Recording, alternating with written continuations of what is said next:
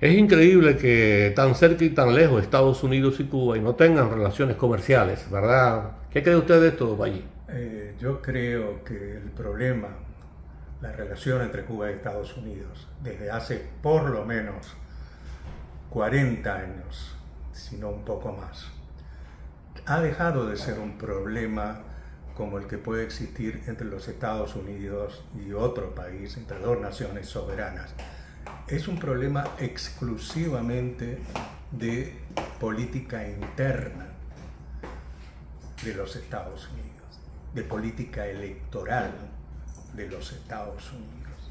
Es un juego que no tiene nada que ver, por ejemplo, con la relación con China, que tú mencionabas en algún momento, que no tiene ningún asidero para ponerlo en un contexto geopolítico de competencia, ni siquiera comercial como la puede haber con China.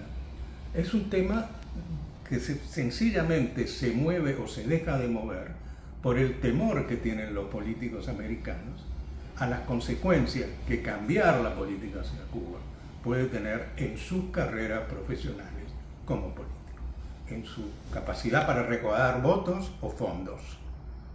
Si no se ve así, se puede hablar horas y horas sobre el tema de la relación Cuba y Estados Unidos y perder el tiempo sin remedio. O sea, ese es el único tema que lleva a Obama en su gestión a esperar 7 años a mover ficha con respecto a Cuba, y ese es el tema que Biden tiene en consideración, o por lo menos la gente que lo rodea, a la hora de decir voy a mover ficha, porque si muevo ficha me cuesta la elección. ¿Pudiera repetirse entonces esa historia de que Biden espere tantos años para...? Se puede repetir porque esa es la única consideración que el tema Cuba tiene para los Estados Unidos. Los derechos humanos en Cuba, la democracia en Cuba. En este país hablar de democracia es casi un chiste, porque te das cuenta que hay un montón de estados que se han dedicado los últimos 2 años y medio a establecer leyes en su jurisdicción para impedir que la gente vote. Y esto es la gran democracia de Occidente. Esto es un cuento, pero sirve hablar de derechos humanos, hablar de la represión en Cuba. Acá hay 700 personas presas o encausadas por el incidente del 6 de enero del 2020. ¿Okay? Porque a muchos de ellos se les fue la mano a la hora de ser violentos y tienen que pagar las consecuencias. Pero si eso pasa en Cuba, pero en Cuba o en Venezuela o en el Asia o en cualquier Ahora pasó lugar, en Francia. En Francia, o sea, ese tipo de cosas no son las que mueven o que inquietan al sistema político americano. Cuba es un tema que vive exclusivamente en ese contexto interno de política electoral interna, sobre todo nacional, y que nadie mueve ficha, porque otra de las características, Carlos, de esta sociedad es que lo que más pesa, lo que más mueve, lo que más cambia cuando hay cambios, el motivo por el cual las cosas cambian o dejan de cambiar en muchos casos, es el miedo. Entonces acá Biden tiene miedo a perder la elección.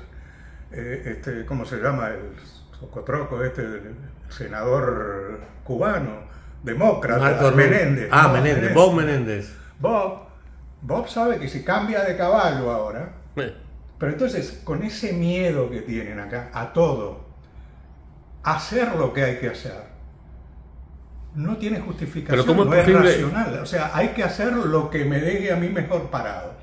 Y lo que mejor parado deja a Bob, o al mismo Marco Rubio que tú mencionas, es aparecer como duro frente a Cuba, frente a Venezuela. Yo me acuerdo que yo estaba en una reunión de familia llena de venezolanos, porque también soy un poco venezolano, que estaban excitadísimos y entusiasmadísimos en enero del 2000, que era el 16, cuando 17, cuando asumía Trump y le había encargado a Marco Rubio la gestión de todo el tema latinoamericano, porque a Trump eso ¿sabe lo que le importa a Trump Latinoamérica? Come on. Pero ellos estaban fascinado, porque ahora sí, ahora que pusieron a este, no me acuerdo ni cómo se llama, Guaidó, Juan Guaidó, que ya vino para Estados Unidos. Ya no sé.